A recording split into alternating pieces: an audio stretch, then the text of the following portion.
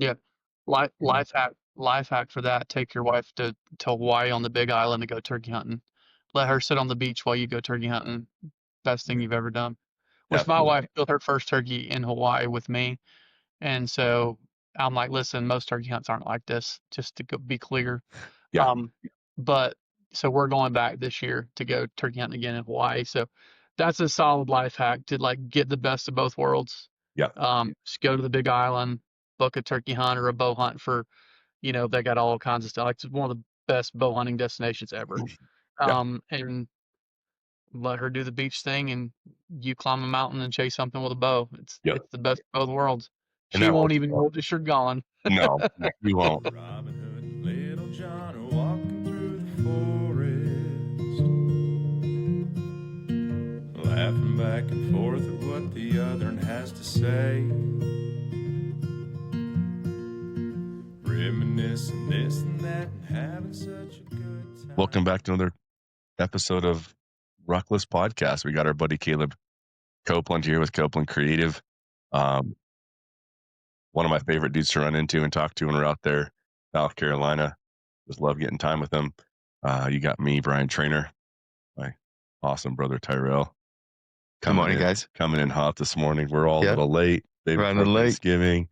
I was thinking that this morning before I got in. I was like, man, my head is so far up my ass right now. I hope this podcast goes all right. You know what I mean? Like, had meetings this morning starting at 6:30. I'm flying in here. We leave. We're packing, for Thanksgiving. Trying to get like the kids want to decorate for Christmas before we leave.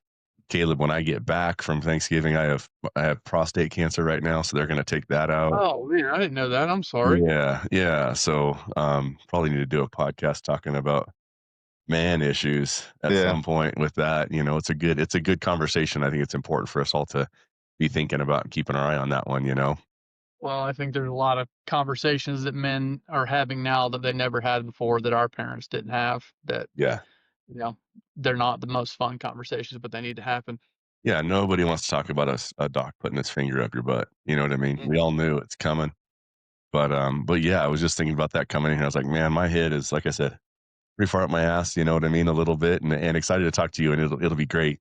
But you come into these conversations and you just you try and get your headspace right, and I think it's a good check-in, because you have to look in your own head, your own heart, and kind of go, okay, am I ready to have a great conversation with Caleb and sit down and really get into it, and talk about the good stuff. But you also have all of your own stuff going on when you sit down as well, and sort of put that down and be able to get into it, or not, right? Pick it up and we'll chew on it all a little bit. And so it's fun. I don't know where you're at today. You got, Thanksgiving coming, you guys hosting. Caleb, what are you guys doing? I wish we were hosting. No, we've got pretty much all of my family except for a few cousins live within 30 miles of me here in Northeast Georgia.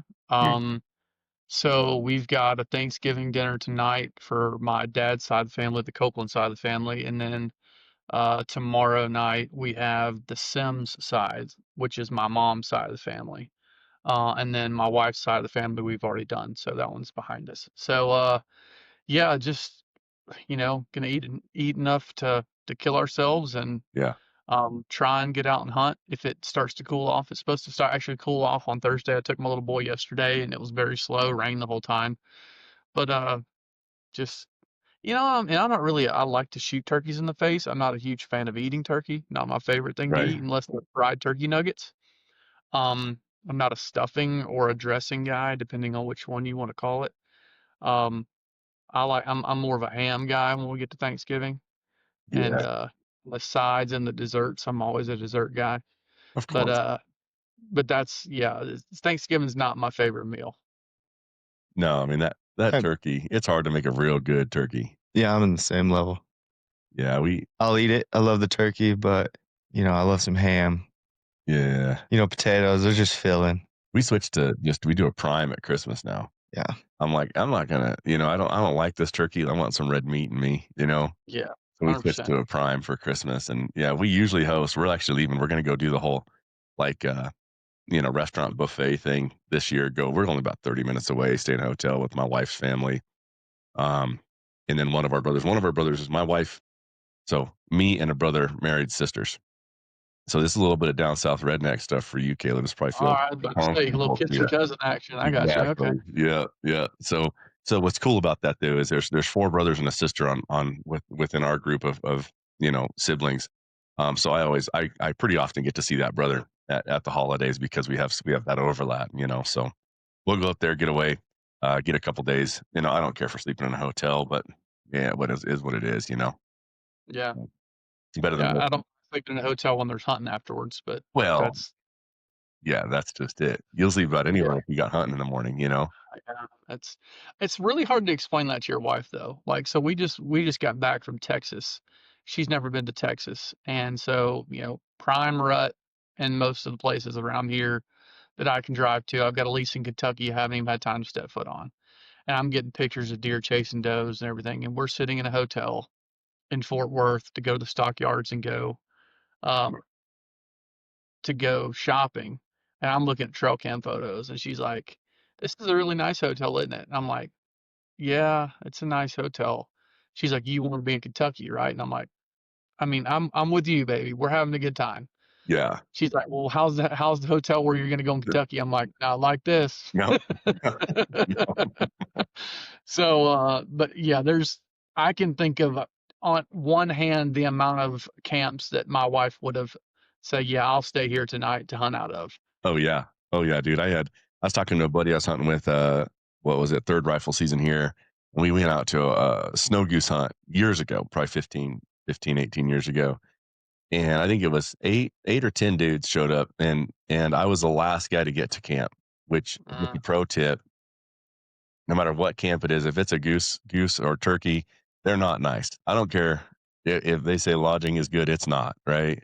The food's probably not good, the lodging's probably not that good unless you're paying the real big bucks.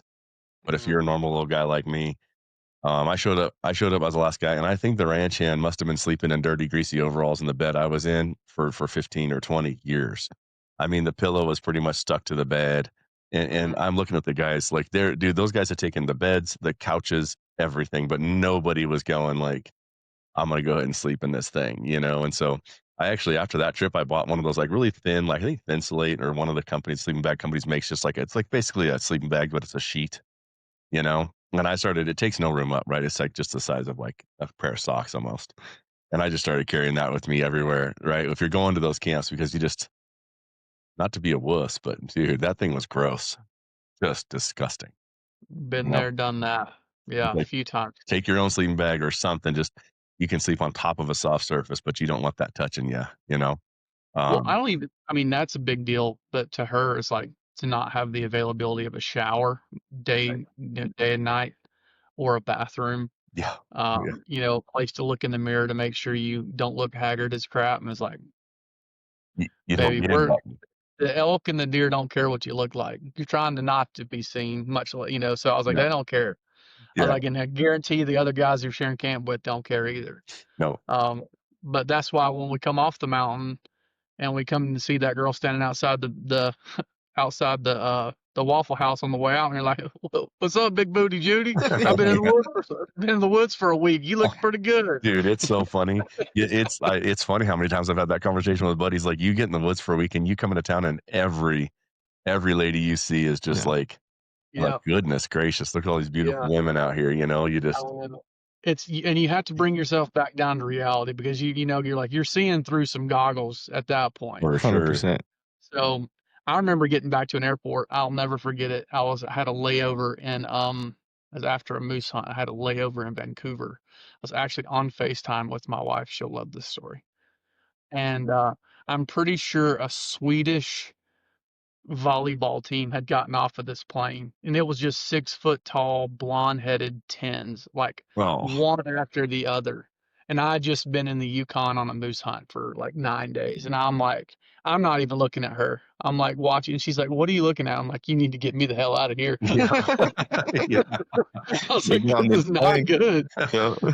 We had I've one. never seen so many good-looking people in one Oh, place in my all of my life. I had like a 9 hour layover, and yep, they were just one after the other. I was like, "My goodness." yep, yep. We dude, I don't know if me and Jay told this story when he's on the podcast, but we had a hunt. This was again, it's probably 15 years ago. we're deep in the wilderness, like 12 miles in. We don't see anybody in there, and we're just walking this little trail. Now there's trails up there. People will hike, but you just see people very rarely that deep in there. We're hiking out. We had just done a morning hunt and we were kind of hiking back to camp. And all of a sudden behind us, we hear these little footsteps like, tuk, tuk, tuk, tuk, tuk. And it's this little gal running up on us wearing just nothing. You know what I mean? And she stops to ask us where she's at on the map. Am I doing the 18-mile loop? And where am I? And I'm looking at Jay, and I wanted to tell her, I was like, you need to get out of here. Just leave. Just go. 'Cause he is drooling. Run that way and go fast. Just go downhill from here and leave, because my buddy is drooling over you. And Yeah. yeah, The elk on this mountain aren't the only thing in rut now, so no, you need to try. exactly, dude. It's funny. So yeah, I don't know what gotta say, but you're right, man. Once you come out of the woods, like those poor ladies, it's again, you're gonna be like, my wife's gonna hear this. I don't know. I don't think my wife listens to my podcasts, hopefully, but um it yeah, there's definitely that thing when you get, or like you get to the airport from a hunt, and it's just everywhere you look is just yoga pants everywhere. Yeah. I don't know what's going on with that, but yeah, I know. I don't know how we got on that subject. I apologize. I don't know. I took us Tyrel, down a dark road. if we incriminated ourselves in any way here, just go ahead and just cut that all out. We'll figure it out. Yeah, we'll pull. We'll get through it. So Thank you. So you took your son hunting. How old is he? He's 9. So yeah, he's been jonesing. So he shot his first deer. He shot a doe when he was like 6. He shot his first, no, 7. First, no, I'm trying to think. No, first doe when he was 6. First buck when he was 7. He killed another one last year at 8. He hasn't killed a buck this year. I've told my wife for years, as soon as he's old enough, we're never going to the beach again for spring break. So this last year for spring break, me and him went turkey hunting in Alabama and Florida while the girls went to the beach. Yeah, And he killed his first turkey in Osceola, and then in Alabama we got our butts kicked. But yeah, he's eat up with it. But he loves to fish. He loves to hunt, but he loves to fish, and I would walk across the road to fish. I don't care about it. Like, I'll go. I love to watch him fish because how passionate he is about it. yeah, But I don't care to fish. Like, it does nothing for me. But that's what that little kid. So he had they won their little Super Bowl in third grade football this year, and I told him if he got 2 tackles in each game, he could get this bait caster that he's been wanting. So he got at least a minimum of 2 tackles. He had one game he had like 9 tackles. He's like, Dad, do those carry over? I'm like, no, you gotta have 2 in each game. you got to do it again. Yeah. So he actually we were just when in Texas I came through Shields on the way home and got him his bait catcher and brought it home to him. So he was pretty pumped about that. So he's now like wanting to go fishing in the middle of hunting season. I'm like, those 2 things don't go together, son. We're gonna have to wait Yeah, till the springtime. But and then my daughter, actually, she's 7. She killed her first deer this year too. So, and then my oldest daughter is 12, and she saw us clean a deer one time, and she's out. She's like, no, not for me. wants nothing to do So, with it. and then my youngest, my little girl that killed one this year, I don't think she'll ever go again. Like she wanted to go because I wanted her to try it. Just wasn't her thing. Didn't it didn't bother her. It didn't the blood and guts and all that. Like she didn't care about that. She just is like, eh, but my little boy, he's hard after it. He's ready to go. Yeah, yeah. I mean, fishing is tempting because as a young man, it's just more action, right? Like it's hard to convince a 9-year-old or 8-year-old to sit in a blind or sit in a tree or sit on a hillside for 10 hours all day long.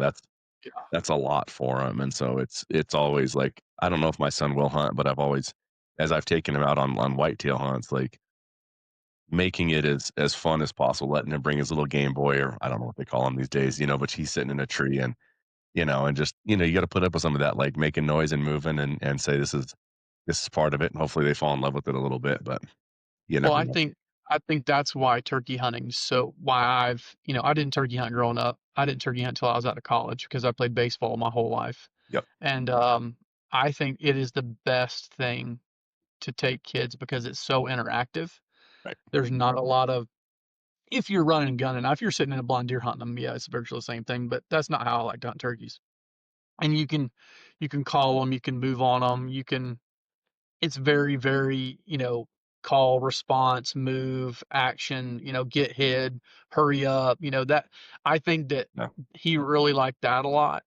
And then he really likes the aspect of traveling to hunt, to go somewhere. So we're already trying to plan like where we're going for this spring break. Because I gave him the option. I'm like, hey, look, you can go to the beach with your sisters, or we can go turkey hunting again. He's like, I want to go turkey hunting. Where are we going? I'm like, Yeah. okay. Oh, that's I was awesome. like, that's my boy, because I don't ever want to go to the beach again if I can help it. And you've Yeah. got 3, right? Oldest I've son, the got middle three, yeah, son, and the younger daughter. 12, oldest 12, my oldest Tess, Sims, Mary Taft, 12, 9, 7. That's awesome, man. How do you balance that with all the work you do? You're traveling a bunch. I know I told you. I kind of wanted to talk Um, about that a little bit, 'cause that's a toughie, man. Yeah, so I'm actually having this conversation with one of my guys here in the office that's got a pretty serious girlfriend, and I told him, we kind of had this conversation, not necessarily about the kids part, just the wife part. If we want to start there, is like, I think the biggest thing that you have to do is you have to be very open, honest, and over communicate to what your goals are, not only for your hunting career, but you as a person. I think for my wife, it was really hard because you think about, and this might not be the case for everybody, but when we were dating, she had all of her friends and all her hobbies. I had all my friends and all my hobbies. And then when we got married and she moved in with me, she's like, it no longer had her friends and hobbies. It was all me. Yeah, I still had all my friends and all my hobbies. Like, I didn't change a bit. But then when you're gone, when she doesn't have that outside of the marriage routine like she did in college or wherever, right. she wants to know where you're at when you're coming home. It's like, well, I'm not doing anything different than I did when we were dating. But when we were dating, she had her whole quote unquote, separate, activities. When you get married, it's like my wife almost put that aside to focus completely on me. I don't know why, but she did. And that made it really hard because that wasn't, I never thought about it. Like, I didn't change a bit. Like, I still was going to go hunt. I was still going to go to work. I was still going to chase my aspirations and dreams that I had.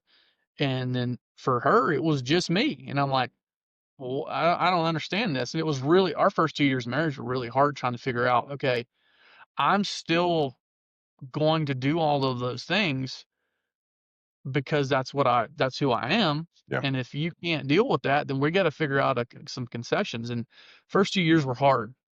And I think that was my fault for not seeing that major change, but I didn't see it change. And I pointed that out to one of my guys here the other day. I'm like, no matter how ready you think you are, you're not, because she gives up everything to come live with you or move in with you or whatever, and you don't give up everything because that's just how guys are. right. Um, but then with kids, luckily for me, I've been doing this for 13 years. So ever since my daughter was pretty much born, I've done the same job.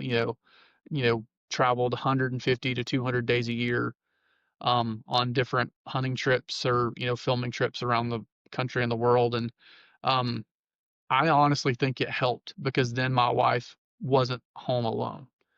She had our kids, she had activities, she had all those things. And now I'm telling you, bro, if you saw my kids' calendar with my wife, it is bonkers. Yeah, They are so involved in everything and so busy. They all play 3 sports.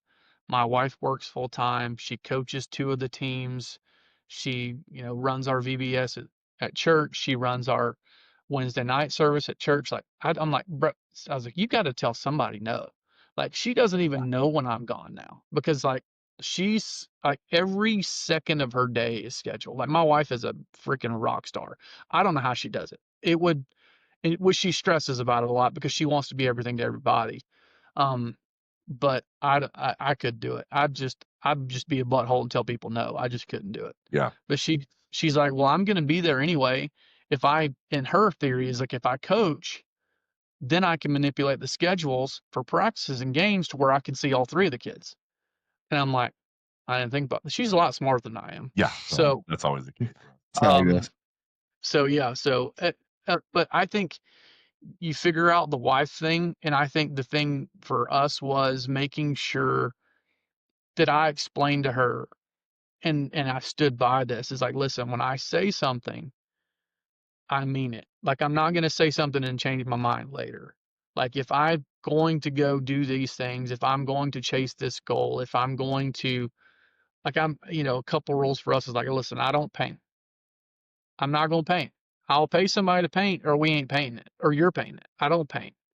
A couple things, like a couple just things like the, non-negotiables. Like I'm gonna go hunting. I'm gonna do these things. Is like if you can't marry me and accept those things, then we probably shouldn't be together.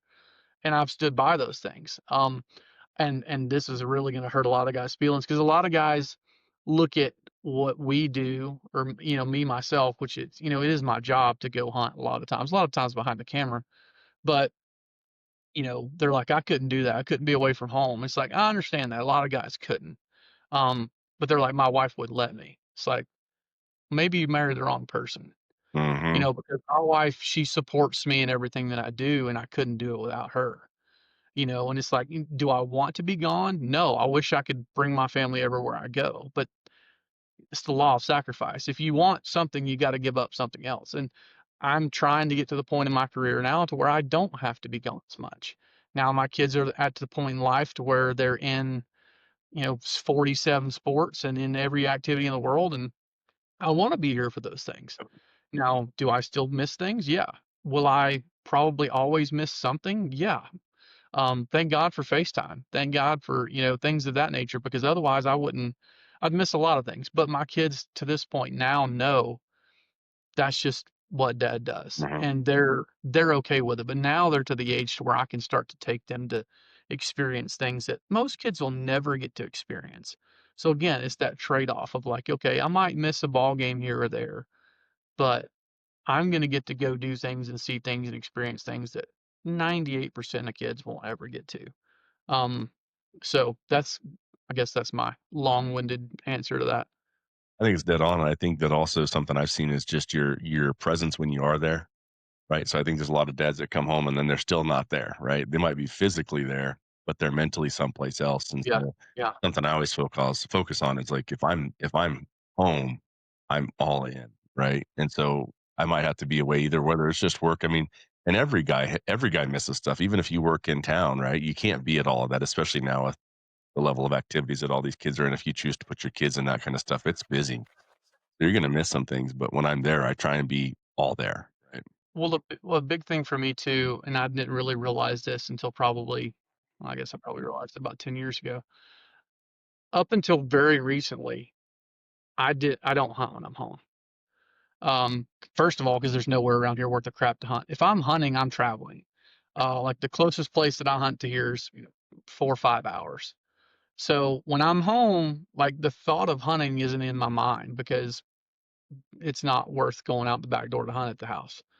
So the only time I hunt at home now is with a friend of mine with Urban Deer Management who's got a bunch of places like in suburban Atlanta that we go sit in blinds and shoot does and whatever comes by. So like I don't have to run cameras and put up blinds and do all the things that it takes to to deer hunt.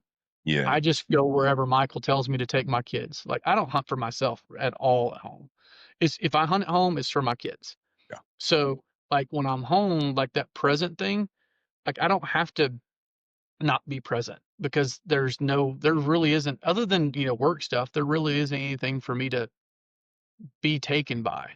I don't have a farm here that I'm managing or deer here or turkeys or whatever. It's like if I'm going on a hunt, I have to leave to go do it.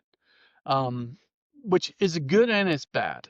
But like you said, I get to be present. Like, today I'm in my office now, but in an hour, whenever we're done, I'm gonna go home and we're gonna yeah, do family stuff and yeah, all that good jazz. yep.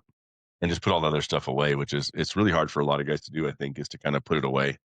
When they're, I've had to work on that where I'm like, I'm half here and I'm half there, right? You still got your phone. I'm answering emails and calls and texts and kind of working still virtually, even though I'm supposed to be with them. And so I think that's something that I've had to work on is just putting that away and not Yeah, and not letting it bleed into family time, right? So pull up in the yeah, driveway, take a second in the truck. I had a friend tell me this years ago. He's like, take 5 minutes when you get home, and just kind of like put it away, right? Put it all in the box, whatever it is, put it in the briefcase and leave it there, right? So when you walk in, now you're just here as dad, you're here as husband, you're here as, whatever it is, for my son right now, it's just like I'm a basketball dummy, right? He's like, he just needs somebody to play 1v1 and so I Mhm. just got to stand there, and be big body, and so, but whatever your thing is, and so, what's interesting though is you came into your marriage with hunting as a hobby. Tyrell, neither one of us did, and so we've had to actually go. I don't know about you, Tyrell, but I've had to go through that transition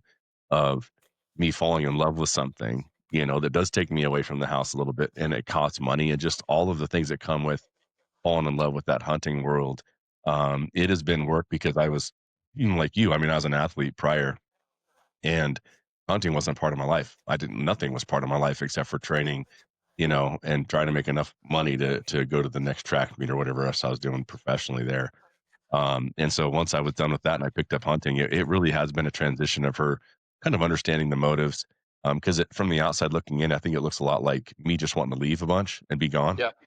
And that's not it. And it's like, why do you want to leave us all the time and go do this thing? And I'm like, at first it's like, I don't know. It's hard to tell her right off, like, well, this is just who I am. Because it's like, well, that's not who I was before, And so it doesn't really work that way when you find it later on in your, if it's in your marriage or in your life or whatever. And so we've had to work through, and now just time takes care of most of that. But just her understanding, like, man, I love this thing, you know, Yeah. I love it. Life hack for that, take your wife to Hawaii on the Big Island to go turkey hunting. Let her sit on the beach while you go turkey hunting. Best thing you've ever done. Which my Definitely. wife killed her first turkey in Hawaii with me, and so I'm like, "Listen, most turkey hunts aren't like this," just to be clear. Yeah, Um, but so we're going back this year to go turkey hunting again in Hawaii. So that's a solid life hack to like get the best of both worlds. yeah, Just go to the Big Island, book a turkey hunt or a bow hunt for, they got all kinds of stuff. Like, it's one of the best bow hunting destinations ever. yeah, And let her do the beach thing, and you climb a mountain and chase something with a bow. It's yeah. it's the best of both worlds. And She that won't works even well. notice you're gone. No, no, you won't. And I don't do well sitting on the beach anyway. I was actually talking to Bert yesterday about that, and just, I don't know where and how it happened, but I think our last time we went just to Mexico for like a 5-day trip. I don't know. I got to the beach and I was like, okay, I've been here before. I'm not really in the mood just to sit here and look at the ocean. Don't don't get me started on beaches, man. Oh Yeah. my gosh, that's a whole nother And podcast. stand in your butt crack and chafing and, and there's only so much, sand volleyball you can play. You know what I mean? I've wore the bottoms on my feet trying to, Yeah. keep myself entertained sitting by the ocean. See, I don't drink, never have, and I Yeah. know why people do that go to the beach because that's the only way you can survive it. That that is the way to survive a beach. You just drink a bunch of margaritas. Yeah, I mean, Yeah. what else are you gonna do? Oh yeah. Exactly. What else are you gonna do? Exactly. Just And the lay guy, there. Yeah. he's sitting there twiddling his thumbs and wondering, what the hell am I doing here? Yeah. Yeah. And it's Literally funny. pissing money away on this rental is what I'm doing. Yep. But you're told that's vacation, right? Like, you're told, like, that's what you're supposed to wanna do, and that's, even when people, like, talk about retirement, like, "What are you gonna do?" "I wanna just go sit on the beach the rest of my life," and it's like, man, why don't you should go sit on the beach for a little while and just see how much you really like that and then reassess. Because I know the picture painted is that, right? And the picture painted for retirement or being done in general is just sit around, front porch swing, sit by the beach, you know what I mean? Go golfing, and I'm like, "That sounds horrible to me." Oh, Like, the picture painted in so many aspects. You wanna go down that rabbit hole. please. The Yeah. beach, Disney World, college, all these things that we're told that we need to do and need to experience. You couldn't pay me to go back to Disney World again. That's the most miserable place on the face of God's earth. And Yeah. then college, I graduated with a 4-year degree, played baseball in college. I went have a business administration degree. I own a business. Guess how much of that degree I use on a daily basis? None of it. 0. Absolutely the most biggest waste of useless time in my life. That told them that I can pay bills on time. That's all they told me, and I can Yeah. attend class. And you can turn a That is paper in on time. It's like all that that's piece all of you paper learn said. there. I have 6 guys that work for me. Guess how many of them have a college degree? 1, 0. 0. Yeah. 0. Me. Yeah, me. Yeah. And I don't use my degree. Like, unless you're going for something specialized, you need experience. You Yeah. need I don't care what your job is. I don't care what you want to do. What do you want to do more than anything in the world? You want to hunt, you want to fish, you want to ride bikes, you want to, whatever it is, I don't care. Find the guy that's doing the job that you want and tell him, I want to work for you for free for 6 months. I will work for you for free for 6 months. And I guarantee you, if you bust your butt, you do exactly what you're supposed to do, and you over deliver and under promise, you'll have a job after 6 months. 100%. I was having that That is the conversation. most valuable college you could ever do. Yeah. Like, why would you go spend 4 years spending money at some, unless you just want to go party? I understand if you want to go, that's the only reason to go to college. Yeah. Unless you want to be a nurse or a doctor or an engineer, you have to Yeah. do that. But if you don't want to be one of those things, college is complete waste of time. Oh yeah. Unless you're playing a sport, right? I mean, that's what got Yeah. me there too, you know? Yeah, it's me too. If it wouldn't have been for playing a sport, I would have probably went into the military, or I would have went to some trade school and got a welding degree or something like that, which there's nothing wrong with that. But I can't stand that that's what we're told we have to do. Like my father-in-law, mother-in-law are from a different generation, and they're talking about, where the kids, we save the money for college. I'm like, I'm not making my kids go to college unless they want to do something that requires a degree. I don't think they should. Yeah. Um, there's no, there's, it's becoming less and less valuable. And the more you know about college and the inner workings and what's taught there and what actual useful information comes from it, it's not worth the time. Well, and it's really just a means to a financial end, right? But it doesn't Yeah. really address the question of like, well, what do you really love to do? I mean, like you said, there's a couple kids that, I feel bad. He won't listen either, but my daughter's boyfriend asked him like, what are you going to do? What do you want to go to school for? He's like, well, either doctor or engineer, maybe lawyer. And I'm like, okay, so you're just naming three things that you think make a lot of money. You know what I mean? And part of me wanted to go like, I make more than any of those guys usually. Not they're doctors that make a lot of money.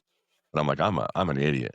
I'm a damn idiot. All I've ever done is just work hard enough to wear these things out, these hands, and just go like, I'll keep my nose down and go hard, and eventually it'll come together. It will, right? Like it's like don't drink too much, don't do any drugs, you know, keep your little wiener to yourself. You know what I mean? Marry a good woman and work real hard, and you'll get to live the life you want to live. But just this whole spend 4 years and hundreds of thousands of dollars to go get a degree to do something that, I want to ask them like, what part of you goes like, I can't wait to be a lawyer for the rest of my life? You just What like I arguing with people? What? I ask people, what would you do for free? Mm-hmm. What would you go do for free? Like, what job would you go do right now and they wouldn't even have to pay you? Yeah. That's what you need to go do. When I was in 4 years in college, I got a business degree because I'm like, maybe I can get a job with this. I had no idea what I wanted to do. Yeah. I love to play baseball and I love to hunt. Those are the only two things I've ever cared about. Yeah. Those are the only two things I've ever been any good at. It's like, okay, how do I make a living doing one of those two things? I didn't have the first clue how to do it, Right. but I was going to figure it out. And it's just like you said, my two keys to success are: you have to work hard. There's absolutely no way around working hard. There's no cheat code unless you've got a trust fund. The other the other one is you've got to be good at the little things. Answering your phone, doing what you say you're going to do. If you say you're going to do this, you do it. If you say you're going to do it by this time, you better do it by that time, or you better have a good reason not to. Don't be like trying to catch the Easter bunny when somebody's trying to get a hold of you. Answer phone calls, emails, texts, all those things. Like, my clients know, if you cannot get a hold of me within 24 hours, something is wrong. Right. Because that is the number one pet peeve in this world: is the more ways we have to communicate, the harder it is to get a hold of somebody. Yeah. And there's no excuse for it. We all know people's phones are within arm's reach 98% of the time. Yep. So if you don't answer the phone, it's that's you're choosing not to. Or you don't reply to that email or that text, you're choosing not to. Well, what does that tell me about you? Well, I don't want to work with you. Right. So that will never, ever be the case. The only time that you can't get a hold of me is I'm in a place where I physically do not have service. And if that's the case, you've got Ryer's number and he can answer any questions that I can't. Work hard, be the best at the little things. Like I tell people that all the time. We might not be the best producers, we might not be the best editors, but we are the best at the little things. You won't find anybody that are better communicators. You won't find anybody that will meet deadlines. You won't find anybody that will have everything organized and done like you want it, when you want it, than us. Right. And that's why we get so much business, is because people are like, yeah, well, I call Caleb, he's going to freaking answer. Like I've got a friend of mine who works with a BPI with Bergara Rifles, and he's got a joke. He'll have people call me, and he's like, "I guarantee you answers by the first ring," and I do. I'll answer by the first ring almost every time. Yeah. Because why not? It's right there. Unless I'm on the phone, and then I text you and say I'm on the phone, I'll call you right back. Yeah, you did It's that to me because we were both in Oklahoma hunting deer about 20 minutes from each other 2 weeks ago. it's but And you it's had just oh, shot a deer. You text me back. I'm like, why are you texting me right now? I'm like, I can't. The only thing in this world that gives me anxiety is knowing someone's waiting on me. I do not want to wait on you, so I will not make you wait on me. I can't stand it. what I happened was to that spot, guy? No, I was stalking a mule deer in Arizona. This should tell you how serious I take this. I was literally stalking a mule deer. I was within 100 yards, and one of my clients called me, and I answered the phone. He needed somebody to film a hunt in Tennessee like the next day and wanted me to find somebody. I stopped, found somebody, hooked him up with them, continued my stuff. Like you should I have you to shoot the mule answer the deer? phone. Yeah, no, well, I got to 50 yards. I got to 50 yards and it was so thick where he was. I was trying to find a lane and there was two mule deer bedded and I was trying to find a lane to shoot him and the only lane I had was like 35 yards. So I'm like trying to like back up this hill like 5 steps to get an angle because that was the only shot I'd have. And as I'm taking those steps, I just see eyeballs looking through the freaking bushes at me. And Yeah, I'm like, he's yeah, I'm on there. caught. And they ran. I ended up killing a mule deer, just not the one I was after. Yeah, yeah. What about when guys don't like? What about when you do find yourself just not wanting to pick up that phone? You're just You're sick still of it, gonna do it. right? There's a And lot of so, things in life that you don't want to do. You still right, got to do it. I mean, there's a right, lot of people that I'd rather because I know when I get on the phone with them, it's going to be really hard to get off. Or this is something that I don't want to do at this moment, but you just have to. I yeah, mean, or I would prefer a text a lot of times because then I have a record because like you, I'm stupid. I'm not going to remember. right, I would rather be able to go back in my text, but oh, he said this time. Because if yeah, you tell me on the phone, unless you mhm, send me a follow-up text or an email, I'm going to forget. yeah, So I would rather have that record because I can put it in my notes. I send myself emails all the time. That's kind of my to-do list is in my emails. hmm Um, so, but yeah, trust me, there's a lot of people I'd rather not answer, but luckily I don't have a lot of those anymore. Used to have several of those, but um, no, pretty much everybody we were with now is awesome. that can be a barometer too for life a little bit. Like if you find yourself not wanting to do any of it, it's probably time for a change as well, right? If we're Oh, talking about work 100%. life, and I know Tyrell, you're there, you work in one of our companies, but you're sick of it. You Yeah, it's tough, you don't want to do it but anymore, hey, trying to still just grind, show up and work hard at it. But right? Well, yeah, some there's people, pieces of you that make it just a little more difficult Yeah, every day. And as the bullshit rolls in, then it's just more like, fuck this. yeah, yeah. Well, see, like that's a good example of like Ryer and I. So Ryer's worked with me. He's part owner of my company now, or our company, and he's been with me for 8 years, and we are yin and yang. I'm the mascot. I'm the guy that has all the different relationships. I've been doing this a little bit longer than he has. I know everybody. I talk to everybody. I'm the one that people call. Well, we've gotten to the size now to where he kind of has to be a production manager for a lot of things, and he has to be the point of contact. Well, when I gave him his equity in the company, it was a year ago or so. He's having to do a lot of those phone calls. He's having to handle a lot of that. Well, his personality is not somebody that can deal with that like mine. And he came into my office. This was a couple months ago. It's so funny. And he closes the door behind him right here, and he goes, he had this serious look on his face, and I'm like, oh God, what's happening? And he goes, hey, if I give you back this percentage of the company, can I just go back to shooting and editing? yeah, yeah. And I'm like, what do you mean? He goes, I hate dealing with clients. I hate being on the phone. I don't like this email bull crap. I'm like, brother, until we can afford a production manager, you're going to have to share the load with me a little bit. He goes, okay, I just wanted to make sure that I couldn't just give it back and go back to like I was doing. I'm like, no, that's not how it works. Mhm. So, But but I yeah, think but that's as you go and you've developed and you get farther into it, it's like some of it you got to bear that hat for a while, I think, right? yeah. Well, and then 50. some people just aren't geared for that. And I understand there's a lot of things that I'm not geared for. Grinding 8 hours, 9 hours, 10 hours behind the computer on a really deep, intense edit. I've done it. I don't like it. That's what he likes to do. The harder, the meaner, the nastier the edit, like that's what he wants to do. I can do it, have done it, will do it again if I have to, but he's better at it. You know, I'm better with the client stuff. I'm better with the pricing structure, the who's better for this and that, the people part of it. He's better with the creative. So that's where I hand him that, he hands me the other. Right. We're two sides of the same coin. And it makes that's why we've been as successful as we have been, is because of him, honestly. Yep. Yep. And it is. I mean, there's if you're chasing that dream, I mean, I can, in my own experience, I mean, there's times if you want to get to the other side of where you're trying to get, like you gotta dig through some shit, and you gotta be willing to be gritty like that. Right. And it's just and you don't always know you're there when you're there, but you just gotta be willing to push through some of that at times. Yeah. Well, And my goal in business was to be able to say no. Like, I wanted to get to the place where I had the clients and the work that when someone called of something I didn't want to do, or it wasn't the budget that I wanted to work with, is like, no, I don't yeah, want to do that. And we're there. I don't like saying no, but we now have the ability to, like, I got a call to this morning about a 2-day thermal hunt in Texas.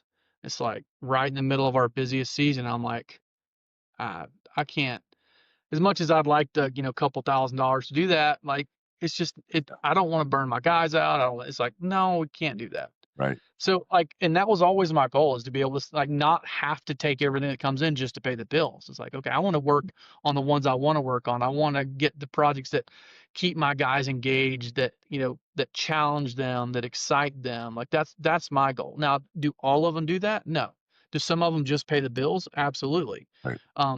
But I try my best to make sure it's a good mix of both.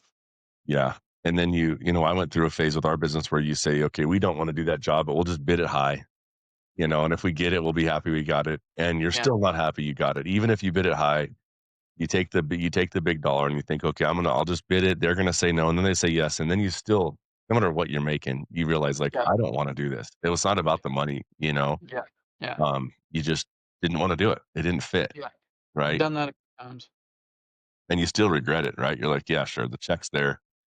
That's nice. Well, But like, why yeah, did I you take this on? you do, but it's also too, like, I hate putting my guys in positions that I know they don't want to be in. Right. I know I don't want to send them on hunts or trips with people that, like, our motto here is to do cool shit with cool people and get paid for Yeah. it. Like, and I know that we've had to take things in the past that I know the guy that we're going to film or the trip that we're going to do is not going to be fun in any way. It's going to be very hard. It's going to be hot. It's going to be, rough. It's going to be all the things. And, like, I'd send myself on it because that's my job as the boss. Just like, okay, well, if my guys can't do it, I'll do it. But there's been ones that I've sent guys on. I'm like, listen, this is going to suck. Yeah. I'm just going to let you know this one's not going to be fun, but I will make it up to you. you know, Yeah. that kind of thing. Dude, filming hunting is hard. Have you ever had that? I mean, have you blown hunts before for guys before where you're behind the camera? 'Cause that's got to I'm, be a tough. That's really I, tough. I have, I personally, I can remember one or two that I guess the camera would have cost the hunter something, but I can also think of more than that that we have been the reason we got it done. Yeah. I think it works. I think it works both ways. I think sometimes four eyes is better than just two. Two heads is way cooler than one. A lot of times, I can't tell you how many times that I've had to talk somebody off the cliff on a shot that's about to happen, or a decision on an animal, or what's our strategy for stalking or calling, or all the above. Whereas a guy by himself might have a smaller footprint, Mm-hmm. but I personally try and have the cooler head. I can think of a couple examples. Like, one right now, we were in Alberta, whitetail hunting. So it'd been like 2018, and we had a giant step out on the edge of the timber right at dark, and I could hear the mic on my guy, and I could just hear his chest. He is losing it. And Yeah. this deer is about to step out in the field to give us a shot, and he is beside himself. I mean, buck fever, and he's in previous years made some really bad shots because of that. Yeah. And I wish I could find this raw footage, but the whole time I'm just talking him down. I'm like, all right, listen, we got to breathe, pick a spot, pull through, pick a spot, pull Pull through. Like through. the whole Yeah. time I'm filming this deer walking in, I'm talking to him off the cliff, and then he makes the shot, and the shot's a little back, but the deer has no idea we were there. Like he is oblivious, Yeah. and the shot's back enough to where you can tell when he walks out in the field, he's tucking his tail, he's hurting, but it's like a liver guts type shot. And he walks over, and you think about like this giant alfalfa field, tiny strip of timber, and then the biggest hay field with 6 foot tall grass you've ever seen in your life. And he is in that strip of timber between the two. Yeah. And I watch him lay down, and the guy I'm with's like, "Hey, we should call the guy to come get us in the buggy." I'm like, "No, the hell we're not. We're going to get out of this tree stand as absolutely quiet as we possibly can, and we're gonna walk back." It's like it's a Yeah. long walk, but we're gonna walk back because he drives in here with a truck or a buggy. That deer's gonna get up. He's gonna go into that hay, and we'll never find him. Yep. Um, and luckily, because if it would have been just him, that's what he would have done. But I had to calm him down to make a shot and then tell him the decision he was about to make was not rash. And the next morning he was laying in the timber, right where he laid down. Yeah. And that's happened a lot, because when you're running the camera, you have to be a hunter, but you also have to be a producer. Like, because if we don't get the shot, then what were we there for? What Yeah. was the point? So, if that's front of mind, making sure we're hid, making sure that, um, all the T's are crossed and the I's are dotted, especially calling, like lots of times turkey hunting and elk calling, when someone like myself that's hunted a bunch that can help call, that can call, that can bugle, that can, yelp and do all those things to where, I mean, I've hunted with people that don't know how to do that. And I had to guide, I had to be the cheerleader, the coach, and the producer all at once. Um, I enjoy those. They're a lot more stressful because I would love to just hunt with a guy like John Dudley that knows exactly what he's doing, and I'm just following him with the camera and get to be creative the whole time. But there's just a handful of John Dudleys out there. There's not a lot of them. So I like both sides of it, but it's also a lot of fun to know, like, I have a trophy room that's bigger than most people's trophy room ever, but all mine is digital on video. Yeah. I don't have the taxidermy bill at the end of the trip. Um, I honestly don't even know how many I filmed at this point. I really should go back and like do a count. I couldn't tell you. It's hundreds. Mhm. So but at the same time, it's a lot of fun. But I remember, going back to the marriage thing. Like I did a 52-day run in 18. It was 19.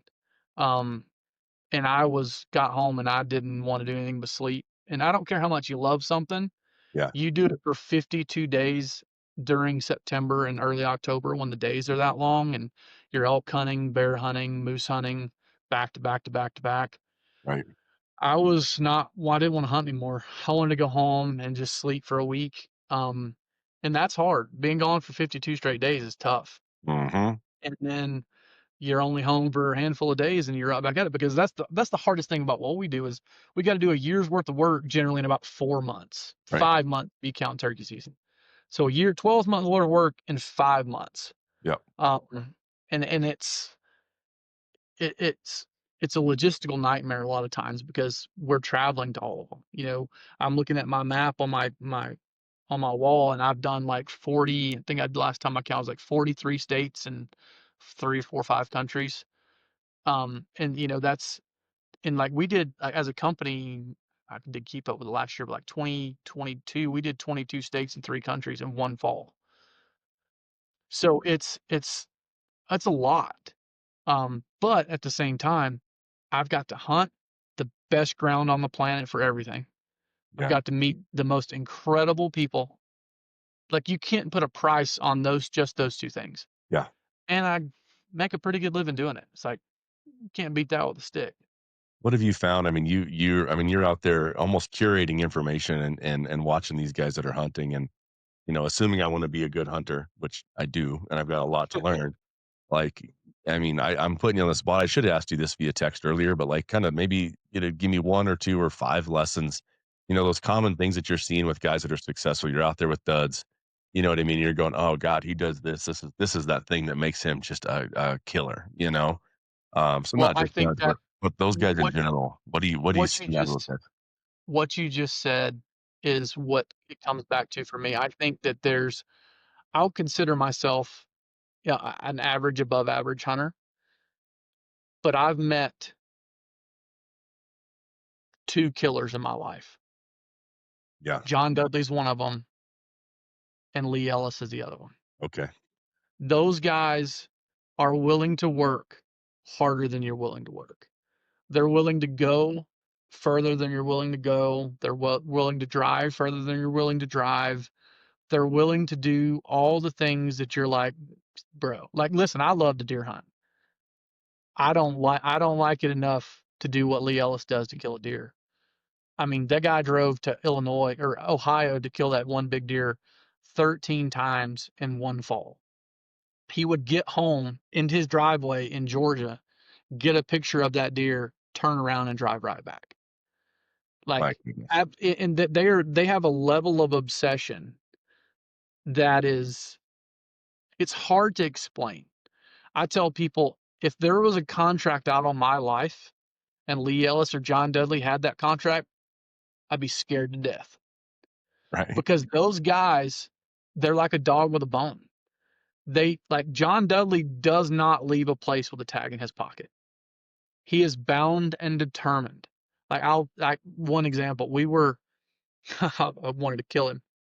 We were in Montana elk hunting, in the, like, southeast Montana, Big Butte area, and Hmm. we were walking back to the truck, and we heard a bull bugle, and he was in this little canyon. We were going back to try and get something to eat because we had been going pretty hard that day. And he goes, "Let's just go down here and see if we can call him in real quick before we go get something to eat." And I'm like, "Okay." And I'm like grabbing my backpack out and everything to go right back out. And he's like, "No, we're just gonna go down right down here and see if he'll answer." 5 hours later, it poured down rain on us. All my rain gear's in the truck. No, nothing to cover my camera. I've got the video. It ruined my microphone trying to keep my camera dry. And he just turns around and he smiles at me because I gave him the biggest death stare. I wanted to punch him square in the mouth. Yep. And then the next day we chased that bull all over that freaking. I mean, I don't know how many miles we did. And then we're walking back in the dark down this road, and this bull that we've been chasing all day bugles in the timber in the dark walking back. And Doug just stops and looks at me and he goes, "I'll kill that bull. This is the last thing that I do." And we did. We killed that bull the next day. And it was one of those things to where he just wasn't leaving Right. without, like, he was going to move his entire life to stay there and kill that bull. He wasn't leaving without it. He'd already made up his mind that bull's dead. And that's the thing. I think that's the same thing Lee Ellis does. He just makes his mind up. It's like, no, that deer's dead. Unless somebody kills it before I do, he's dead. And I think that is something that is kind of like, and this will really piss a lot of people off too. You're either born an athlete or you're not. I think that killer inside of somebody, you're either born with it or you're not. I Right. wouldn't say I'm that way. Like, I love to hunt and I really enjoy it. I would say that maybe about turkeys, but deer and elk, like, I just love it too much to ruin it with that level of an obsession to where it's like I can't function unless something happens. Like, those guys they see red to the point to where it almost consumes them in a good way for them in terms of like what they do for a living, but in a bad way, I guess, personally, for their lives sometimes. But I love turkey hunting that much. But it's I think that's so hard to. I don't think you either have that or you don't. Yeah. I think you're either born with God-given abilities as an athlete or you're not. Like, you can practice and work your butt off as much as you can and train your body, but you don't become freaking Derek Jeter or Paul Skeens unless God put his hand on you and said, "You're going to throw 102 miles an hour." You're like, that just doesn't happen, you Right. know? So it's that's just my opinion. Yeah. Um, But there's a trade-off there, right? Like I think I heard you say it, you touched on that a little bit, and I'm not trying to pick on Duds or on Lee. It's not about like that imbalance, but it does create an imbalance, right? I mean, there's a trade-off there. You give up other things to get that. yeah.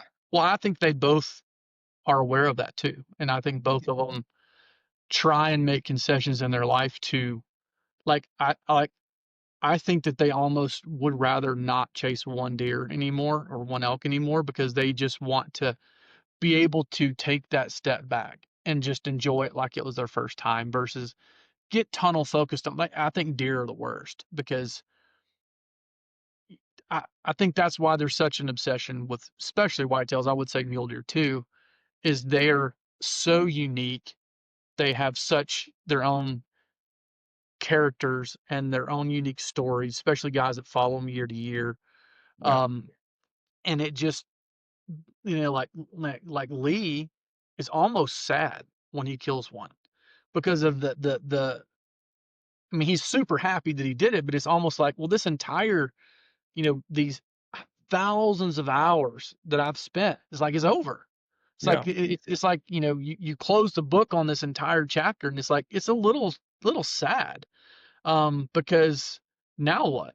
It's like, well, there's always another deer, but will there be one like this one? It's like, will he have the story? Will he have the character? Will I find his sheds? Will I do all these things? It's like and I think that's why they like Lee in particular has been so successful in Seek One is because they have such a deep story and a deep love for that animal and that chase that it's really hard to replicate. Right. And I think that's their edge is, they love it and they work hard, incredibly hard. Yeah. Yeah. Yeah, like I think it's like Nick Saban talks about like the fear of losing over like the joy of winning. Mhm. And like getting to that point where like all these national championships, it's still I wake up tomorrow like I can't lose this next game. Yeah. Or it's all not worth it. Right. But Nick Saban also I don't know the exact quote, but he always talks about the process and Yep. like the standard that you set for yourself. And I think those guys, especially like you look at like how Lee chases one deer in the process for that, and then how Dudley shoots a bow, which I've never seen anybody that can shoot a bow like him. Their discipline for those things and their process, like it never changes. Like they don't take days off of those things. Um, and I think that's why they're on a whole nother level. Um, but again, going back to that law of sacrifice, what did they give up to do that? A lot, and that's not it. Some people it might be a bad thing. To me, there's a lot of things in my life that I wish that like I played college baseball and I look back at my career and it's like I always hated Roger Clemens, but I loved watching him pitch because you could tell there was a switch inside him that would flip to where he had that killer instinct. And I just don't feel like I ever quite had that. And I don't know if that's something that I could have trained into myself. I think it was a mental thing. That was one thing that we weren't really that was never really coached to us was the mental aspect of the game. It was always, the physical, like throwing this and breaking ball that. I was a pitcher, even though now looking back, I wish I wouldn't have. I wish I was stuck with first base. But um, you know, there's that process is so important, and their standard that they set to where you can't. They're going to be successful because they've already put in the work. Um, and that's what kills me when people say, well, they want to do like Lee or Duds. Like, are you willing to work as hard as they are? Are you willing to pretty much put your entire life to the side to focus on this one thing? Like, no, you're not. So you never will be. Right. They got to be okay knowing they're not ever going to be that, right? Well, Um, most people aren't okay with it. That's why they hate on they, them. That's why they, they're they upset about it. That's why they're very upset when they can't shoot dimes at 100 yards like John Dudley. That's why they don't kill 200-inch deer on, in 2-acre lots in Ohio is because they weren't willing to go find them and put in the work to do it. Right. And you know, and that's, but you're never gonna get rid of people that they want the shortcut. They want, like, even for what I do for a living, they come to our classes that we give each year and they think that we're gonna tell them something in our classes like this secret sauce to do what we do for a living. It's like, you can learn everything that I do and how we do it on YouTube right now, if you're willing to put the time into the work. I took 2.5 years off of hunting to go with whoever would let me go, to learn how to run the camera, to gain experience, to network, to figure out what I didn't know. You don't know what you don't know. So I took off almost 3 years to figure out what I didn't know, to find people, to meet people, to get experience, to do all those things. Well, everybody I know is not willing to give up their own hunting for 2 years to do that. Well, I did it because this is what I wanted to do. Right. And that 2.5 years, 3 years really paid off for me. Well, okay, well, you're not willing to do that? Well, I'm sorry. You know, there's not a cheat code, there's not a hack. You know, no matter what it is, and like I said, unless you got a trust fund, there's no way to just walk into whatever you want to do without working your butt off. Right. But I think what you're giving up ultimately is not even really something that matters, right? I mean, I've had to do that with my athletic career when I was doing that. It's yeah, I had to quote unquote give up, the nights out with the buddies, the food that I probably shouldn't have been eating anyway. A lot of little things, but ultimately, like, those aren't things you remember anyway, right? So it's like, let's just do something we're gonna remember later. And let's go ahead and give up some stuff, right? Let's pick anything. It doesn't matter what it is, but when you get to live a life that way where you kind of wake up and your feet hit the ground and you go like, I've got one purpose today, right? Really one singular, maybe two, right? But I tell a lot of guys, and I've said it here on the podcast, but like I had highlighters, right? When I was training for those Olympic years of like, it was yellow, it was green, and it was red, right? And I had my calendar didn't really even need things on the calendar. It just had like singular objectives at 3 different times in the day, right? It was either work, training, or my wife and my family, right? And it feels really good if you can get there. And it's hard to get there. A lot of times life has a lot more color than that, right? A lot of Mhm. times life has a lot of things going on. And you have to live that way too. But if you can find yourself in those moments, those months or years or stretches where you can find time just to be obsessed, I'd love to see. I mean, I think every guy should at some point become obsessed with something to that point, because it feels really good. That singularity of focus. But I think even speaking to that, it's as hard to achieve that as anything you've ever done, but it's as hard or harder to keep it. Oh yeah, Because once you get to a Lee, you get to a Dudley, you get to that level, now there's 1,000 people trying to take it from you. yeah, You know, and that's not necessarily, competition is a great thing. Don't get me right, wrong. But I think to once you know, even for what we do, and there's 1,000 guys with cameras that run around trying to film hunts. yeah, Most of them are, one man band, fly by night guys, freelance guys, and that's great. I absolutely recommend that if that's what you want to get into, go for it. You can do it a lot cheaper than we can do it because I have a little thing called overhead. yeah. But you've got to figure out a way how you can do it better, and you've got to be able to do it over and over and over and over again. Most people can't do that. Yeah. They might reach quote unquote greatness once or twice and kill a big deer or a big elk or whatever the case may be. But doing that every single year over and over again without fail, Yeah. just you're now you're getting rarer and rarer. Is that really the pursuit? I mean, when you look at that, I know that they go through that mode, but I mean, where do you go from there, right? Like, if it's not, you can't always just kill the next biggest thing, right? You can't always go in the weight room and forever lift more and more and more and more. I At think you some point, you chase have to go, what's that shift that goes, here's what it's about now. I think for the hunting, for what we do, and just speaking for myself, is chasing the stories. Yeah. Like chasing the better, because the stories always change, the stories get better. Like right now we're working on a documentary for the largest typical whitetail ever known to man.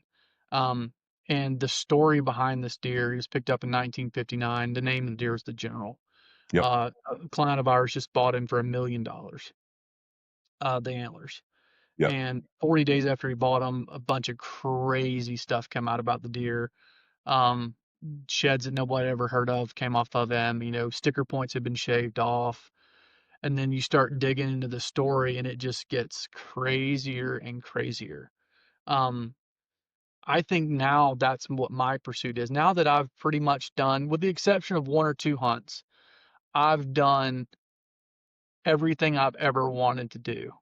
Um, and now it's like, okay, what is the next story to chase from my perspective? And I think that's what you look at, from Lee's case or Dudley's case is like, okay, I've, killed all the elk, I've killed all the deer, I've done all those things. It's like, okay, now what? It's like, okay, I want to do this with this person. I want to, you know, shoot a deer on this public land. I want, there's always not necessarily a new spin, but a new way to tell the same story. Because let's be honest, how many different ways can we watch a whitetail or a turkey or an elk get shot with a bow? It's like I've seen thousands of them in my life. Enjoy every one of them. I think that's what I love to do. But what separates them? Well, what separates them is the story and how we tell it. Yeah. Yeah. And if you're not actually behind the camera and you're just one of us regular old guys that's trying to hunt, it's one of those things. Somebody asked me that. I was actually on a fishing trip and they said, well, what's your bucket list hunts, 2 or 3? And really, it wasn't really about the animal. It was about the guys I was going with, right? Yep. It was really about, well, I want to go with Tyrel, and shoot a bull, right? Like I don't care the bull. It doesn't matter the bull. It's like, can we be on public land? Can we be up, right at timberline?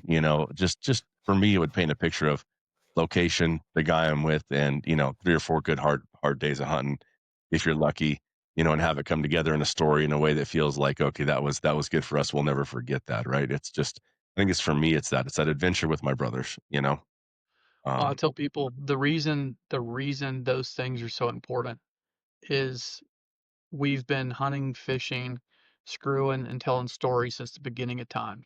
yeah, That's why those things resonate with people more than anything, yeah, because we literally been doing them since the dawn of time. So everything else is new. Those things are not new. We've been doing them forever.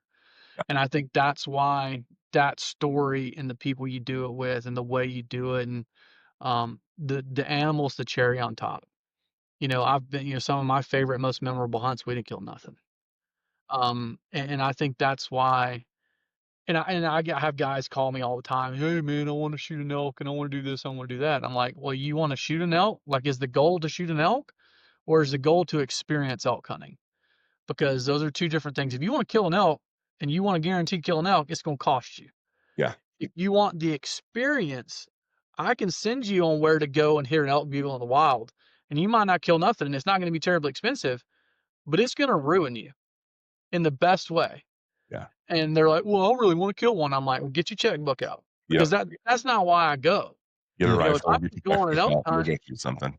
yeah, if I'm going to go on an elk hunt, I want to experience an elk bugling in the in the wild. I want him coming to a call. Like, people talk to me about doing a rifle elk hunt. It's like, I have no desire whatsoever. Yeah, They're like, why? It's like, because they're not bugling then.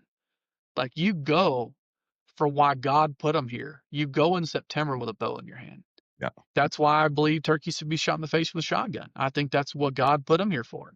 I think they should, you should call them in and you shoot them with a shotgun and you play the game. That's what it's about to me. It's not about just making sure I go kill one. Like, if I can sit in a blind and shoot one, not a fan. right. Now, I don't take anything away from somebody that wants to do that. Yeah, I don't take anything away if somebody wants to shoot an elk with a rifle. Don't care. yeah, Me personally, that does nothing for me. As my grandma says, that wouldn't blow my skirt up. I darn want to do right. something that really gets me going, and that's chasing an elk with a bow, chasing a turkey with a shotgun, Right. running gun. That's what I love to do. Yeah, I agree completely, man. I think it's like, yeah, the odds are really bad. The odds are Yeah. really bad that you're going to get it done Really, with a bow. really bad. Yeah. But it's just that it's that whole experience, and it's that we had that this year. I took my kids up after I'd already shot my bull. I took them back to camp, and we were just demonstrating in camp before the evening hunt. Like, okay, here's some calls, just trying to teach them a little bit. And I'm Cal called my brother. Cal called a little bit, and all of a sudden, above camp, a bull bugles. And it's just like, this is the best moment ever. And really, right out of camp, I mean, we hiked, I don't know, 200 yards and got set up. And I had my daughter raking a tree, and the bull looks up at her, and it moves on her. And I'm like, and we didn't shoot the bull. He never, he got hung up on a clearing 120 yards away from the boys where they were set up. And we didn't get it done. But it's like, God dang, it is just such a freaking Yeah. blast. I mean, I've killed 2 elk with my bow, and my favorite encounter with the bull is one I didn't kill. And that's still like it is hard to put into words. Like I've filmed a bunch of elk hunts. I've edited a bunch of elk stuff, and guys watching like, man, that looks fun. I'm like, that looks amazing, elk bugling in your face. I'm like, until you experience that for yourself, you can't. This video does it no justice. Yeah. So you're standing in a timber with a 5, 6, 700 pound animal with a rocking chair on his head, bugling at you. You can't. It's like here, it's the different, this really pisses guys from the West off, but the only thing that equals it around here is hearing a eastern turkey gobble in the timber in the spring, and they just rattle the trees. That's the only thing that comes close.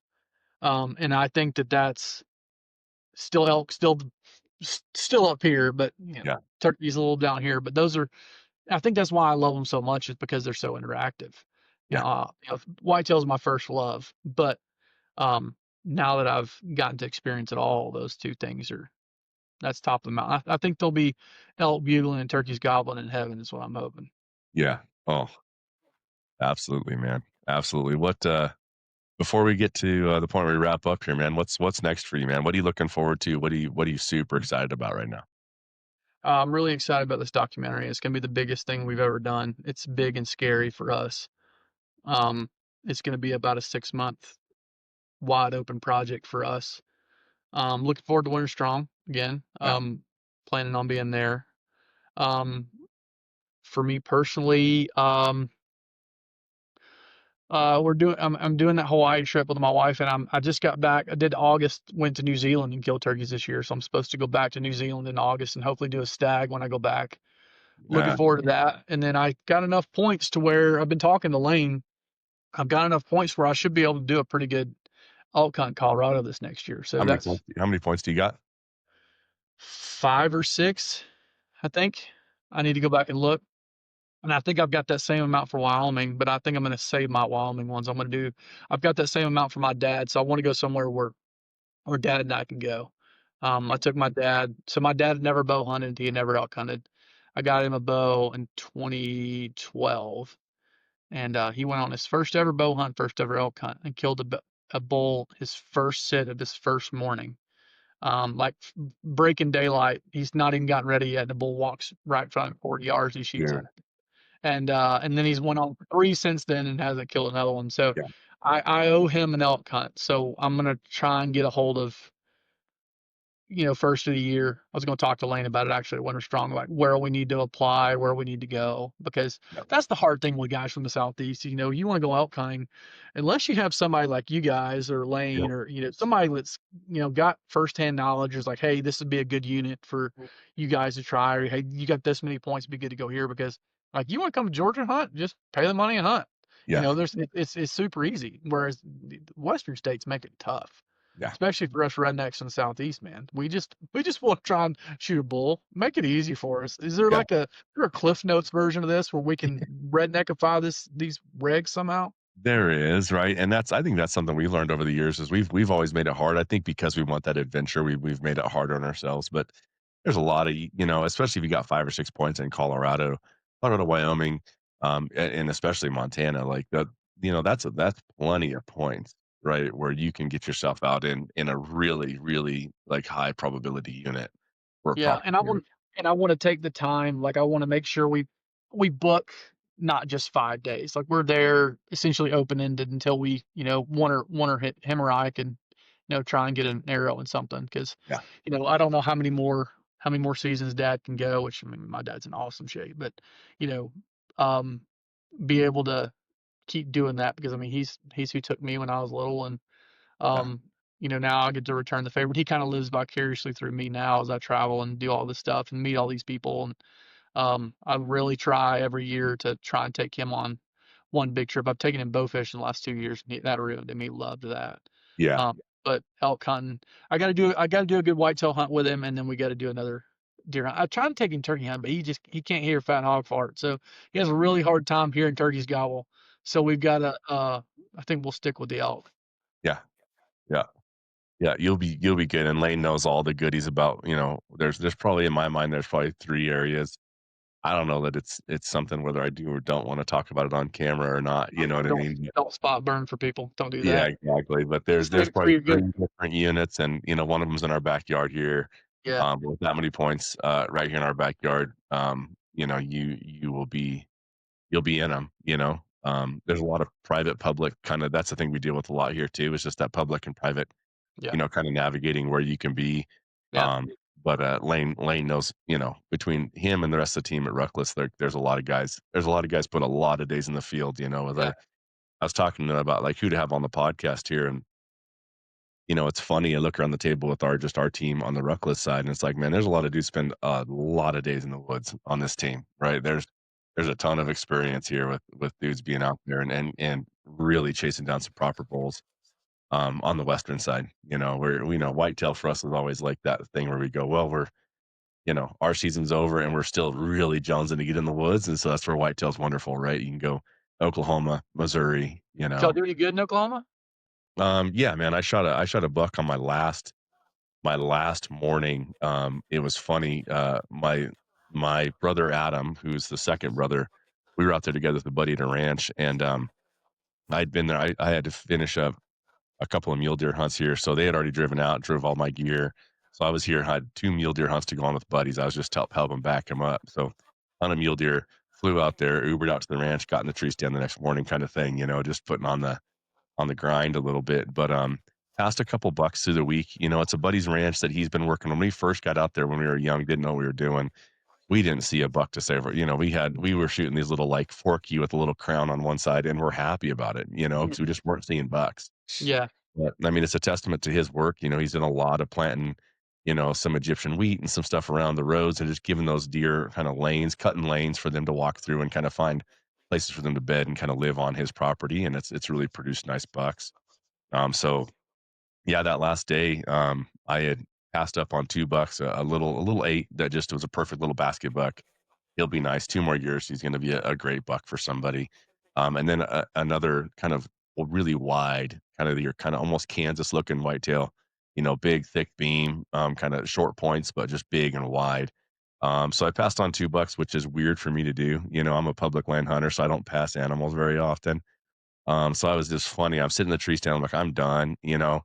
Uh, I texted my buddy Jay, who was at the same time hunting in Nebraska. So you know how it is. It's fun. That's the fun part about being in the tree stand is you got your buddies around. I was telling last time we had the podcast, same thing. Like I'm flipping through sunrises, knowing I got a buddy over here. I got, so was a tree stand in South Carolina. I got a buddy in Nebraska. I got a buddy, up in Montana hunting here. And you know, I'm just kinda looking at when, okay, it's just the sun, just imagining for them, like, "Alright, that sun's just come up," and it was fun to be in the tree stand a little bit and text your buddy, "Have you seen anything yet?" Or you get that buck down, kinda text message and you celebrate. So I'm texting him, "I passed up 2 deer, I'm an idiot," Probably should have shot something, but I got maybe 30 more minutes, and as I click send on that text and you know how it is, I set my phone back down on the seat next to me, and as I set it down, I see antler, I see a little bit of horn through the trees, um and so immediately start shaking, of course, you know what I mean?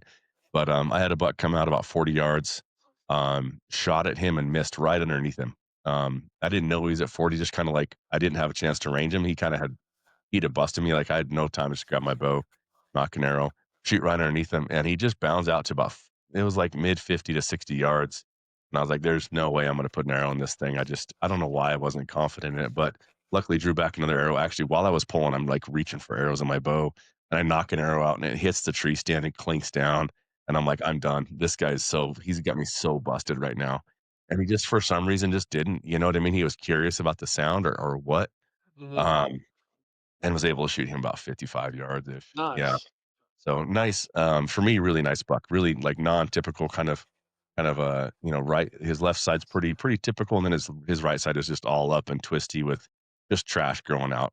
There's just trash everywhere on him, Have so to send me a picture. yeah, I'll send you over a picture, man. It was really cool, but, for me, man, anytime, I love whitetail because being a Western hunter, you do not get that many at bats.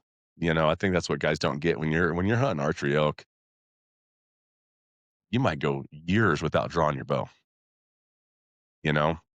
I mean, that's why so many freaking blue grouse die up there in the mountains because you're just like you're just so freaking, and they're good eating for one when you're back in the backcountry, but you just, God, you're itching so bad to draw your bow back and put your spin on something. So Yeah, that's why us rednecks have a hard time with that because we don't like going without shooting something, especially in yeah, like Georgia where you can shoot 2 bucks and 10 does, and every southeastern state you can shoot a gaggle of deer and several turkeys. It's like, if you don't shoot a couple bucks a year and a couple turkeys a year, it's like, well, I had a crappy year, you're not even a hunter at that yeah. point, right? So, but yeah, Oklahoma, man, I wish I lived closer to Oklahoma. That is my favorite state to bow hunt. It's Absolutely love Oklahoma. beautiful, and just the beautiful trees, the oaks.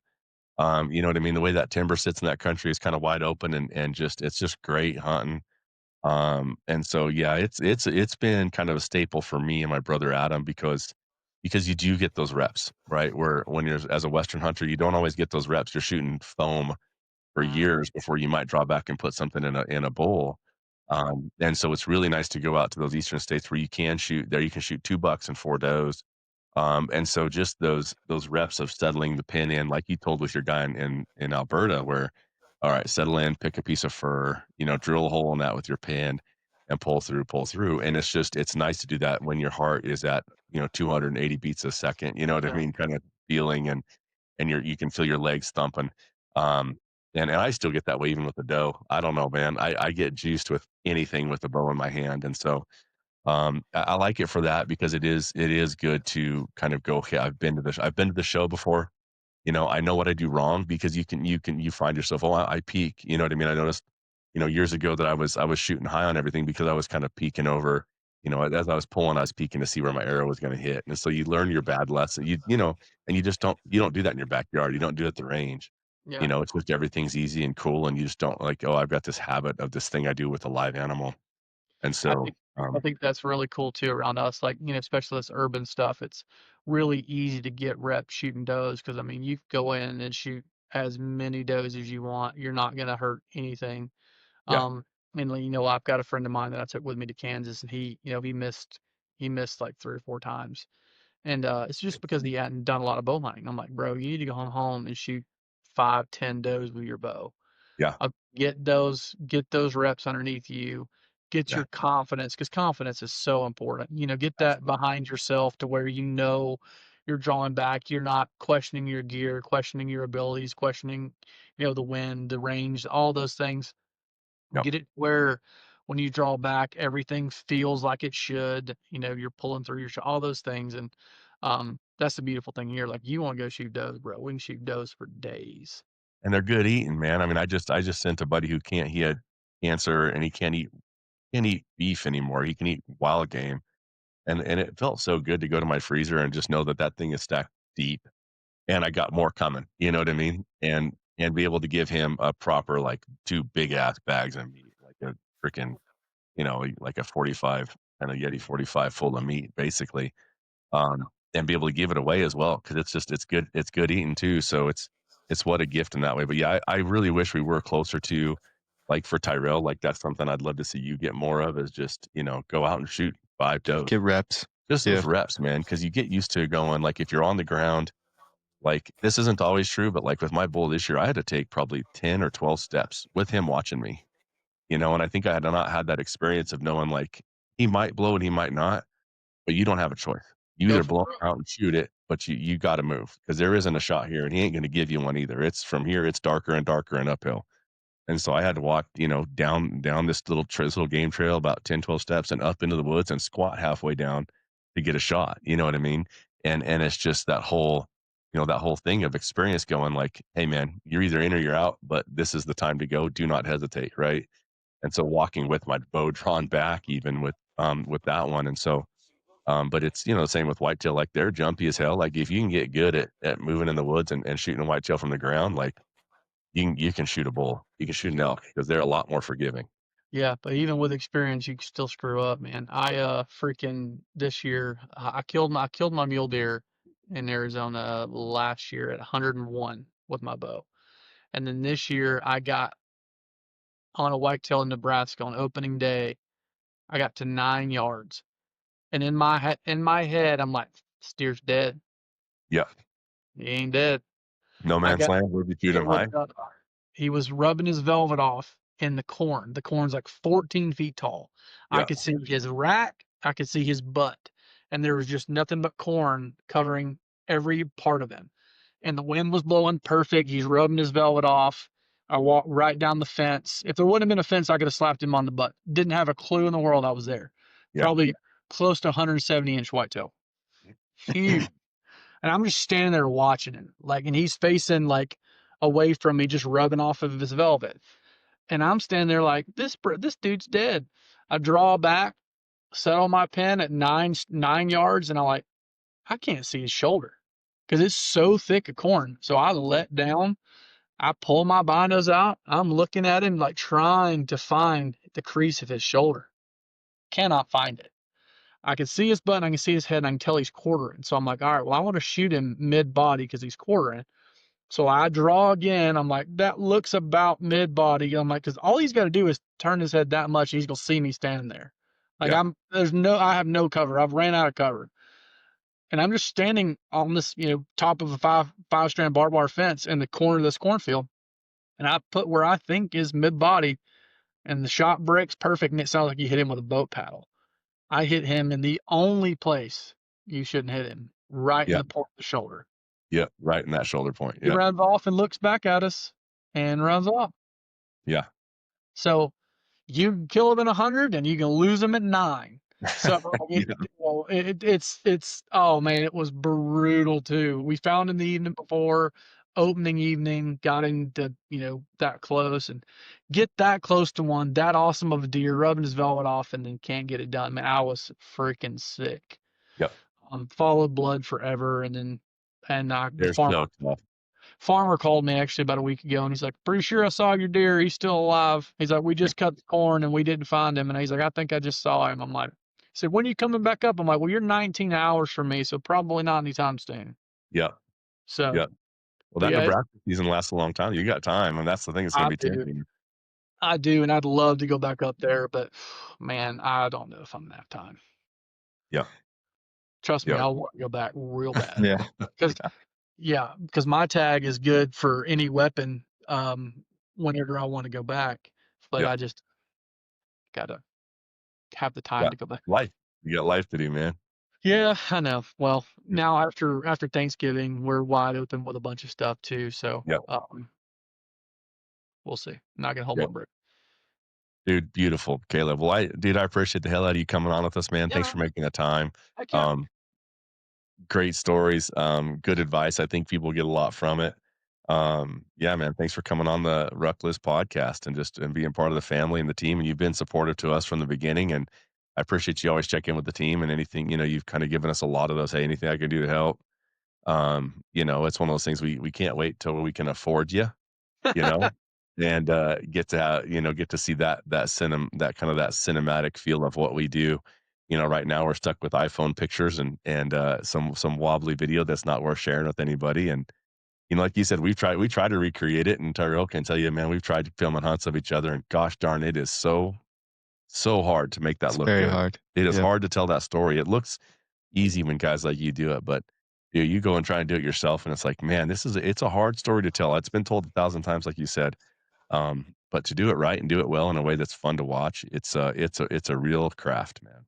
So good on you for it. It's one of the 3 things I'm any good at. So I suck at everything else. Yeah, well, good. Well, then just lean in, double down on what you're good at, right? Screw the rest of it. 100%. Yeah.